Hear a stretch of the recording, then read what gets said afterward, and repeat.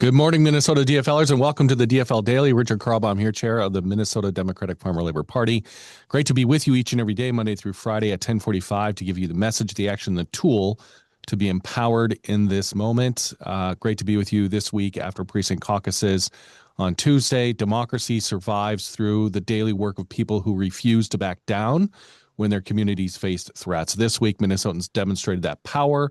Caucus night shattered expectations. We had over 30,000 attendees show up. And by the way, all this data is being entered this week and into this weekend. I think it's due on Sunday or something like that. I think next week we're probably going to come in around 35,000 total attendees, which beats 2016, which beats 2018, which is just absolutely astronomical. Again, a huge hearty thank you to everybody on this call who did your part in organizing those precinct caucuses. I know they're critical. They're so important. And the work that you do to train people, to prepare people, and to identify people who can convene, it's a significant amount of work. So just from the bottom of my heart, thank you for doing all that. Obviously, we know that energy did not just start on February 3rd. We've been seeing it in community for over the last year, through our listening tours, through our rallies, through the individual events that are happening, to the protests outside congressional offices who aren't listening to us. We've seen that energy throughout the last year. Today, we're talking about what happens next, how we sustain this movement, how community organizers are keeping momentum alive around the clock, and what tools are helping Minnesotans stay connected. This weekend, we have events in community for you to stay connected. We also have the Olympics starting tomorrow. I do want to say the USA curling team got two first matches done today. Coach Phil and I have been texting this morning, and they're pumped. They won their first two matches. They have two more tomorrow in the qualifiers. But if you're not at home watching the Olympics, you should be in Apple Valley for a rally for our rights today at 3 p.m. Also in Apple Valley, Hibbing, Andover, and Coon Rapids, we have coffee and conversations scheduled with our local community organizers. This is a great chance for you and others to plug in and have coffee and talk about what's next and what is the next action we want to take. If you want a snack tomorrow morning, you can go to Donuts and Democracy, which will be in Sartell, Saturday morning at 9 a.m. That's Saturday morning, not tomorrow morning. Sorry. And then lastly, Lino Lakes will be having a DFL happy hour hosted by SD32 this Saturday at 3 p.m. You can head to dfl.org/events to find something that fits your schedule. If you know of an elected official who wants to attend the convocation this weekend, they should go to dfl.org/convocation and find information there. They can sign up for information. We can get you the details as well. So please spread the word to any elected officials you know. Our DFL convocation for elected officials is this Saturday. It convenes at 10 a.m. Registration starts at 9:30. All right, let's get into it. While federal overreach continues in our state, we as Minnesotans remain resilient. Huge numbers of Minnesotans turned out for caucuses this week. The message was unmistakable. We're not retreating. The Trump administration was counting on us to burn out, lose steam, to let exhaustion win. Their plan from the very beginning was to suppress the democracy of a state that voted against Trump 3 times. That's not happening. Because across Minnesota, community activists and organizers have been building the infrastructure to keep us going, day after day, week after week.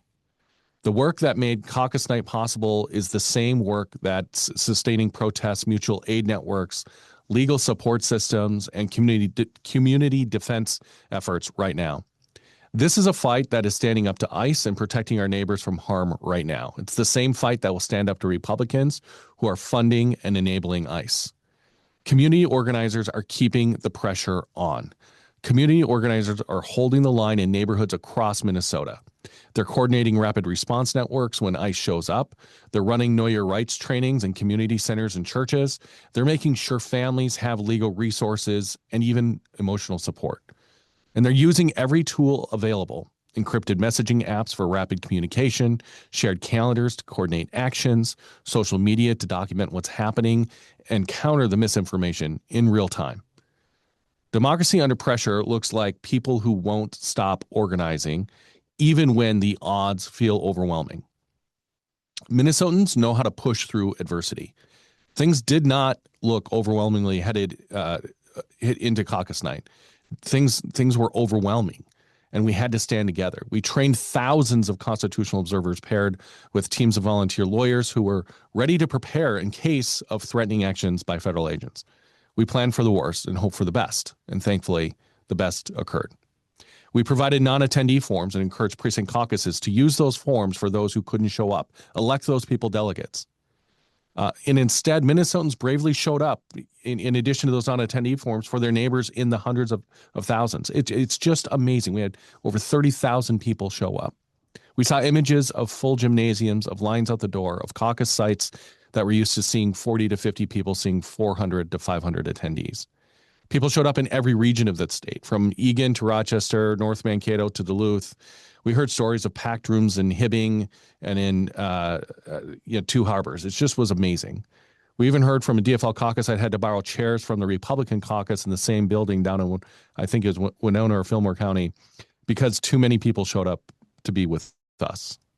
In St. Paul, we heard the moving story of an immigrant who gained her citizenship in 2022. She hadn't left her home in 26 days, but she felt like she absolutely had to come to caucus. She was shaking on her commute to the caucus. She wore her passport around her neck. By the end of the night, she was elected the new precinct chair. That's the power of this community. This is why we need to stand up for our neighbors. Minnesotans responded how they've always responded, with bravery and strength. So here's our call to action today. Share your favorite social media clip that celebrates the power of Minnesotans in this moment. Maybe it's footage from a protest. Maybe it's a speech that moved you at your precinct caucus. Maybe it's neighbors coming together to support a family facing detention. Send your clip to website@dfl.org, and we'll amplify our favorites on the call or on our social media channels as well. I had a call this morning. I have a call each and every morning with a group of like-minded progressives who are focused on defending democracy. It's something we started after the ICE surge happened. And on the call this morning, we're talking about what we needed to do.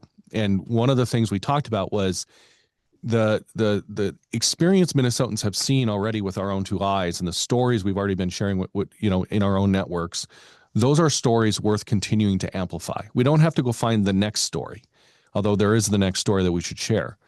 But if there's a previous story that inspires you, that makes you feel positive about the direction of our country, you can go share that story.